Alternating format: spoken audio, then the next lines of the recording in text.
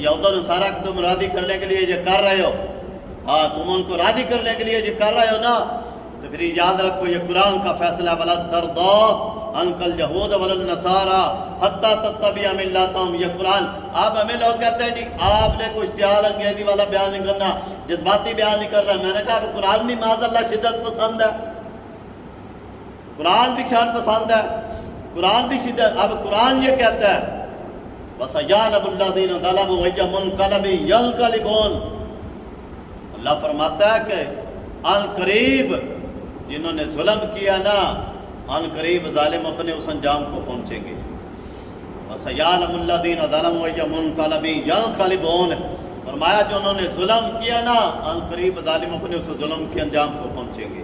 آپ کو ظلم نہ کرنا کوئی تے فضا اکبر تھی ڈرنا، تے جس دن آپ عدالت بیٹھی پھر تیل تیل لکھا بھرنا۔ ہاں میں نے کہا تم یہ مت سمجھو، یہ تاریخ رہی ہے، یہ تاریخ رہی ہے۔ تمہارے باپ فرعون نمرود بھی یہی کرتے آئے تھے، آج نام و نشان بھی نہیں رہا، بڑے بڑے مٹ گئے، بڑے بڑے مٹ گئے۔ اور جن کو خوش کرنے کے لیے تم یہ سب کر رہے ہو نا، یاد رکھنا وہ کبھی بھی، یہ قرآن کا فیصلہ قیامت تک کے لیے کہ ہرگز یہود و نصارہ تم سے کبھی بھی راضی نہیں ہوں گے۔ ایک بات، دوسری بات قرآن کی سنیں۔ اب یہ قرآن بھی معاذ اللہ شر پسند ہے، یا قرآن بھی شدت والا حکم دیتا ہے، کہتا ہے جی آپ بڑی جذباتی باتیں کرتے ہیں، یہ ہو گیا وہ ہو گیا۔ تو میں نے کہا سنو قرآن کا فیصلہ۔ قرآن یہ کہتا ہے یا ایھا الذین آمنوا لا تتخذوا اليہود والنصارى اولیاء۔ میں ایمان والو یہود و نصارہ کو اپنا دوست مت بناؤ، یہود و نصارہ کو اپنا دوست مت بناؤ۔ بعد اولیاء بعد، یہ آپس میں ایک دوسرے، ٹرمپ اور نیتن یاہو یہ آپس میں ایک دوسرے کے دوست ہیں، ہاں یہ مودی یہ سارے آپس میں دوست ہیں۔ فرمایا کہ وَمَن يَتَوَلَّهُم مِّنكُمْ فَإِنَّهُ مِنْهُمْ۔ فرمایا جو کوئی یہ آیات ذہن نشین کرے، یہ قرآن کا سلوک، فرمایا جو کوئی تم میں سے ان کو اپنا دوست بنائے گا فَإِنَّهُ مِنْهُمْ، فرمایا وہ انہی میں سے ہے۔ جو کوئی تم میں سے ان کو یہود و نصارہ کو اپنا دوست بنائے گا تو وہ کیا ہے؟ انہی میں سے ہے۔ اللہ فرماتا ہے اِنَّ اللَّهَ لَا يَهْدِي الْقَوْمَ الظَّالِمِينَ، بے شک اللہ ظالموں کو ہدایت نہیں دیتا، ظالم کو اللہ ہدایت نہیں دیتا، ظالم کو کبھی اللہ ہدایت نہیں دیتا۔ بالکل جی بالکل، یہ مت سمجھو کہ تم نے جو ہے وہ، میں نے کہا کہ جرم کیا ہے، جرم کیا ہمارا، کیا ہم قضا کے مسلمان کے لیے، ناموس رسالت کے لیے۔ اور میں یہ آج یقین مانے بڑی مشکل کے ساتھ رہ ہی کچھ نہیں کیا پاکستان میں اب کیا ہے اسلام کی بات کرنے والا، یا مسلمانوں کے حقوق کی بات کرنے والا، یا بیت المقدس کی، یا فلسطین کے مسلمانوں کی اب بات کرنا بھی جرم ہو گیا، ان کے حق کے اندر آواز اٹھانا بھی جرم بن گیا۔ کیا بیان کریں اور کن لوگوں سے کیا بیان کریں؟ اور یہ بھی یاد رکھیں وہ لوگ جی یہ بات آج کر رہے ہیں نا، یہ آئے دن جناب جلسہ ہوتا ہے، یہ جلوس ہوتا ہے، تو فلاح ہوتا ہے، تو اب یہ ہو گیا ہے، مذاق اڑا رہے ہیں۔ میں نے کہا یہ بھی یاد رکھو، میں قرآن سے اس کا بھی جواب دیتا ہوں۔ قرآن پاک کے اندر اللہ فرماتا ہے جس وقت میدان عہد لگا نا، ہاں یہ ہوتا رہتا ہے، یہ کوئی بڑی بات نہیں ہے۔ ہاں جہاں امام علی مقام رضی اللہ تعالیٰ عنہ کو شہید کر دیا گیا، وہاں میری اور آپ کی حیثیت کیا ہے؟ ہاں وسعت حسین رضوی ہو، خادم حسین رضوی ہو، کوئی بھی ہو، وہاں ان کی حیثیت کیا ہے؟ جہاں امام علی مقام کا سر اقدس کاٹ دیا گیا، ہاں پھر میری اور آپ کی تو حیثیت ہی کوئی نہیں بچ جاتی۔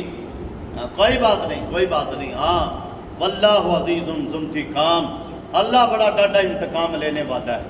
ہاں وہ تو دیکھ رہا ہے نا، وہ مالک تو دیکھ رہا ہے نا، وہ تو جانتا ہے نا۔ قرآن نے کیا کہا؟ قرآن نے کہا وَمَنْ أَحْيَاهَا فَكَأَنَّمَا قَتَلَ النَّاسَ جَمِيعًا۔ فرمایا جس کسی نے ایک بندہ مومن کی جان بچائی، اس نے پوری انسانیت کی جان بچائی، قرآن کہتا ہے۔ اور فرمایا کہ جس کسی نے کسی ایک مسلمان کو قتل کیا، ایک کو قتل کیا، تو فرمایا کہ اس نے پوری انسانیت کو قتل کیا۔ یہ قرآن کا فیصلہ ہے۔ اور میں وہ پہلے بھی آیت پڑھ کے سنا چکا ہوں، دوبارہ پھر پڑھ دیتا ہوں کہ جو بندہ کسی مسلمان بھائی کو جان بوجھ کے قتل کرتا ہے تو قرآن اس کے بارے میں کیا کہتے ہیں کہ سن لیں، اور وہ حواریوں کے اور ووٹ سپورٹ کرنے والے بھی سن لیں، ہاں سارے سن لیں۔ میں نے کہا ایک دن جو ہے نا وہ پکڑ تو دوباری ہونی ہے۔ ہاں جب اللہ کی طرف سے پکڑ آئے گی نا تو پھر تمہاری چیخیں نکل جائیں گی. انما یؤخرہم لیوم تشخص فیہ الابصار. ہاں کہ جب اللہ ڈھیل دیتا ہے ظالموں کو، کیوں؟ اس لیے کہ وہ اپنے ظلم کے اندر اتنا آگے بڑھ جائیں کہ واپسی کا راستہ ہی نہ بچے ان کے لیے. ہاں اللہ کی طرف سے انتقام آئے گا انشاءاللہ. ہاں دنیا میں جو بھی گناہ ہے نا، جو بھی گناہ ہے اللہ نے اس کی سزا چاہے تو دنیا میں دے، نہیں تو ہر گناہ کی سزا اللہ نے مؤخر کر دی ہے. لیکن دو گناہ ایسے ہیں، دو گناہ کہ جن کی سزا رب یہاں پہ بھی دیتا ہے اور آخرت میں بھی دے گا. ایک جس نے اپنے والدین کی نافرمانی کی اور والدین کو ستایا، تو جب تک اس کے ساتھ وہ سارا معاملہ ہو نہیں نہ جائے گا اللہ اس کو دنیا میں بھی سزا دے گا اور آخرت میں بھی سزا ہوگا. ہاں چاہے تو وہ معاف کر دے، وہ مالک کی رضا کے اوپر ہے. اور فرمایا کہ دوسرا کسی دوسرے کی کسی مسلمان کے اوپر ظلم کرنا، ہاں ظالم کی معافی نہیں ہے. کیوں جی؟ ظالم کی معافی کوئی نہیں ہے، ظالم کی معافی کوئی نہیں ہے. اور اللہ دیکھ رہا ہے. اور رب کیا فرماتا ہے قرآن میں؟ ان بطش ربک لشدید. میرے محبوب آپ کے رب کی جو پکڑ ہے نا یہ بڑی سخت ہے. ان بطش ربک لشدید.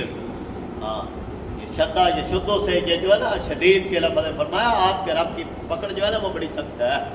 ہاں وہ ابابیلوں سے ہاتھی مروا سکتا ہے. کیوں جی؟ اور آج ظلم دیکھیں، ظلم دیکھیں کہ ظلم کی انتہا کیا ہے. لاشیں بھی نہیں دی گئی، برا صاحب کو لاشیں بھی نہیں دی گئی، اور قبرستانوں میں پھینک دی گئیں، گلیوں میں پھینک دی گئیں، زخمیوں کا علاج معالجہ. یہ پاکستان ہے، یہ کلمہ پڑھنے والے ہیں، یہ مسلمان ہیں. کون سے تم درندے ہو؟ تمہارے اور ان کے اندر فرق کیا رہ گیا ہے؟ اسرائیلیوں کے اندر کن کو خوش کرنے کے لیے تم یہ کر رہے ہو؟ اور جن کو تم خوش کرنے کے لیے یہ کر رہے ہو نا، یہ یاد رکھنا وَتِلْكَ الْأَيَّامُ نُدَاوِلُهَا بَيْنَ النَّاسِ. اللہ فرماتا ہے کہ یہ دن ہے، ہم تو ان کو لوگوں کے درمیان جو گھماتے ہیں. ہاں کل کو تم نے جو حال کیا تھا سپریم کورٹ کا، اور تم نے جو ہے وہ ووٹ کو عزت دو، تو میں نے کہا کہ مسلمانوں کو عزت دو. ہاں جن کو شہید کر دیا ان کی لاشوں کو عزت دو. یہ کل تک تمہارے ہی ادارے تھے. اور یہ مت سمجھنا کہ اللہ تمہارے ظلم سے جو ہے وہ غافل ہے اور تمہاری بچت ہو جائے گی. چند ایام ہے، ہاں گزر جائیں گے، کوئی بات نہیں. یہ تو شروع سے وتیرہ چلا آ رہا ہے نا کہ اکبر بادشاہ اپنے آپ کو رب کہلوانے والا. کیوں جی؟ آپ کہتا تھا کہ میں نیست و نابود ہو گیا، مٹ گیا. آج پتہ بھی ہے کسی کو کہ کون تھا اکبر بادشاہ؟ ہاں بڑی بڑی آبادیں آتی تھی جناب، جو ہے وہ بادب باملاحدہ ہوشیار شہنشاہ اکبر جو ہے وہ تشریف لا رہے ہیں. میں نے کہا وہ ساری آبادیں دب گئیں، مٹ گئیں. تم بھی ختم ہو جاؤ گے. ہاں تم بھی ختم ہو جاؤ گے، انشاءاللہ ختم ہو جاؤ گے. اور آپ دیکھ رہے ہیں نا جس محبوب کے غلاموں کے اوپر تم نے نیتے مسلمانوں کے اوپر گولیاں چلائی نا، اور آپ دیکھ رہے ہیں. ہاں وہ دیکھ رہے ہیں. اور تم دیکھنا کہ پھر تم کیسے، میں واللہ یہ مسجد میں بیٹھ کے بات کر رہا ہوں اور آج یہ بات کر رہا ہوں، یہ ٹائم، یہ ڈیٹ، یہ دن، یہ آج لکھ لے. ہاں آنے والے یہ نہیں کیونکہ پیشن کو یا کوئی بڑی بات نہ سیاہ کار ہوں میں، واللہ خدا کی قسم اٹھا کے کہہ رہا ہوں، یہ آج یہ دن لکھ لو. ابھی سے ان کا انجام دیکھنا شروع کر لینا. کل کو دیکھو کہ ظالموں جنہوں نے ظلم کیا پھر ان کے ساتھ ہوتا کیا. ہاں میں آج یہ کہہ رہا ہوں، آپ بھی گواہ، یہ مسجد گواہ ہے اس بات کی، جنہوں نے جو جو ظلم کیا یہودیوں نصارہ کے کہنے کے اوپر، دیکھنا کل کو ان کا انجام کیا ہوتا ہے. اللہ ہمیں زندہ رکھے صحیح، پھر دیکھیں گے انشاءاللہ جو زندہ رہے وہ ان کے انجام کو دیکھے. ہاں جنہوں نے ظلم کیا وہ کیسے بچ سکتا ہے؟ اور یہ کوئی بڑی بات نہیں ہے. جی چنگا ہویا جڑے کہندے نے جی ہن چنگا ہویا، اور احتجاج کرو تو فلانا کرو تو اینج کرو چنگا ہویا. میں نے کہا یہ بولی تو ہے منافقین کی. کیا میدان عہد لگا نا اس وقت نبی علیہ الصلوۃ والسلام کو ظاہری بات ہے ظاہری طور پر شکست ہوئی، تو جو ہے وہ صحابہ جس وقت 70 کے قریب شہید ہوئے، بڑے بڑے زخمی ہو گئے صحابہ کرام. تو جس وقت وہ واپس لوٹے تو منافقین نے پتہ ہے کیا کہا؟ یہ تو چوتھا پر ہے. منافقین کہنے لگے لو ما اطاعونا، اگر تم ہماری اطاعت کرتے، ہماری بات مان لیتے تو ما قتلو، تو کہتے ہیں کہ تمہیں پھر قتل نہ کیا جاتا. یہ چوتھا پارہ سورۃ النساء کے اندر ہے. یہ منافقین کی بولی ہے جو تالی آج میں نے کہا کہ جب بستی میں آگ لگتی ہے نا تو یہ مت سمجھو کہ صرف 2-4 گھر چلے ہیں خاموشی سے بیٹھے رہنا، پھر وہ آگ کے لیے اگر نہیں اٹھو گے تو پوری بستی اس کی لپیٹ میں آ جاتی ہوتی ہے. ہاں یہ کوفیوں والا کردار امام علی مقام رضی اللہ تعالیٰ عنہ نے پتہ کیا فرمایا؟ فرمایا کہ مجھے جدید علامتی کے اوپر اتنا دکھ درد تکلیف نہیں ہے. تو اس نے جو ہے یہ سارا تموں سے دم کیا وہ تو ہے ہی لعنتی. فرمایا نہیں، مجھے کوفیوں کے اوپر دکھ اور تکلیف ہے. مجھے سب سے زیادہ دکھ کوفہ والوں کی خاموشی نے دیا. ہاں کہ جو خاموش تماشائی بن کے بیٹھے رہے، جو ہے نا مجھے دکھ ان کے اوپر ہے. آج اتنا کچھ ہوا، ابھی بھی کوئی بولنے کو تیار نہیں ہے. کیا ہو جائے گا؟ مرنا تو سب نے ہے نا. ہاں یہ بات بھی سمجھے کہ موت کے شکنجے سے کوئی بچ جائے گا؟ نہ نہ نہ، موت تو آنی ہے. ہاں یہاں بیٹھے بھی آنی ہے، روڈ کے اوپر بھی آنی ہے، بخار میں بھی آنی ہے. کوئی بندہ یہ نہیں کہہ سکتا کہ موت نہیں آنی. موت تو آنی ہے. ہاں موت کا وَلِكُلِّ أُمَّةٍ أَجَلٌ إِذَا جَاءَ أَجَلُهُمْ لَا يَسْتَأْخِرُونَ عَنْهُ سَاعَةً وَلَا يَسْتَقْدِمُونَ. قرآن یہ کہتا ہے ہر امت کے لیے ہم نے، ہر ایک کے لیے ہم نے موت کو مقرر کر دیا. اللہ فرماتا ہے، فرمایا کہ جب یہ موت آئے گی نا، یہ اجل آئے گی، فرمایا لا یستاخرون عنہ ساعۃ ولا یستقدمون. فرمایا نہ یہ ایک سیکنڈ آگے ہوگی اور نہ یہ ایک سیکنڈ پیچھے آئے گی. موت تو آ کے رہنی ہے. ہاں موت آنی ہے. یہ مت کوئی سمجھے. اور یہ بولی تانا دینا مسلمانوں کو، یہ منافقین کا طریقہ کار ہے. جو آج باتیں کر رہے ہیں نا، وہ کہنے لگے جی اگر تم ہماری بات مان لیتے ہیں، ہم نے تمہیں کہا تھا نا کہ کافروں کے ساتھ جنگ مت کرو، ان کا لشکر اتنا بڑا ہے، تو تم نے ہماری بات نہیں مانی، تو لہذا تمہیں قتل نہ کیے جاتے، یہ تمہیں زخم جو ہے وہ نہ ملتے. تو آگے سے پتہ ہے منافقین کو جواب کیا دیا رب نے؟ فرمایا تم کیا کہتے ہو؟ قل فادرؤوا عن انفسکم الموت. فرمایا کہ تم یہ کہتے ہو نا کہ موت نہیں آئے گی. فرمایا کہ تم اگرچہ ولو کنتم فی بروج مشیدہ، فرمایا تم مضبوط تر قلعوں کے اندر بھی چلے جاؤ گے نا، وہاں چھپ بھی جاؤ گے، بیٹھ جاؤ گے، فرمایا کہ موت تمہیں وہاں بھی پا لے. ثم یدرککم الموت ولو کنتم فی بروج مشیدہ. یہ قرآن کا فیصلہ ہے. اب قرآن بھی شدت پسند ہے، بعد اللہ قرآن بھی شر پسند ہے. اب آپ قرآن و حدیث کی بات کرنا بھی چھوڑ دیں، اور جو ظالم کا ساتھ دیتا ہے اس کے بارے میں سنیں. بس بات میری ختم. روئیں بھی اس کے سامنے روئیں. ہمارا بھروسہ اللہ رسول کے اوپر ہے. کوئی بات نہیں. یہ تو میرے محبوب علیہ السلام کو بھی پتھر مارے گئے تھے. حضور کو یہاں سے پتھر مارے گئے تو آپ کے جوتے لو لوان، یہ تو ہر بندہ جانتا ہے نا. یہ تو دوسری تیسری کی کتاب کے اندر جو ہے یہ موجود ہے. کہ حضور کو اتنے پتھر طائف والوں نے مارے کہ میرے محبوب علیہ السلام کہ جو ہے نا وہ جوتے نالین پاک جو تھے وہ خون سے بھر گئے. میں نے کہا کوئی بات نہیں، دین کی راہیں مشکل ہوتی ہیں. اگر حضرت بلال حبشی رضی اللہ تعالیٰ عنہ کو تپتی ریت کے اوپر لٹایا جا سکتا ہے، سلاخیں گرم کر کے جسم کے اوپر پھیری جا سکتی ہے.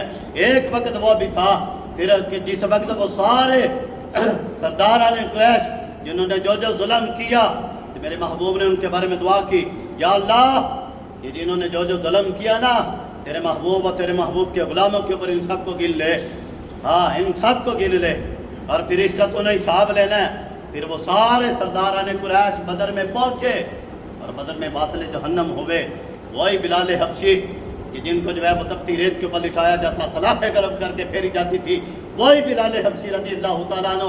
وہ دور آیا کہ میرے محبوب نے فرمایا بلال کعبے کی چھت کے اوپر چڑھ جاؤ. بڑے بڑے ہاشمی قریشی سردار کھڑے تھے، بڑے بڑے جائیدادوں والے بھی کھڑے تھے، مالدار بھی کھڑے تھے، بہت کچھ تھا. لیکن ایک حبشے کے غلام کو میرے محبوب نے فرمایا بلال کعبے کی چھت پہ چڑھو. پھر وہ وقت دور نہیں ہے. کوئی بات نہیں.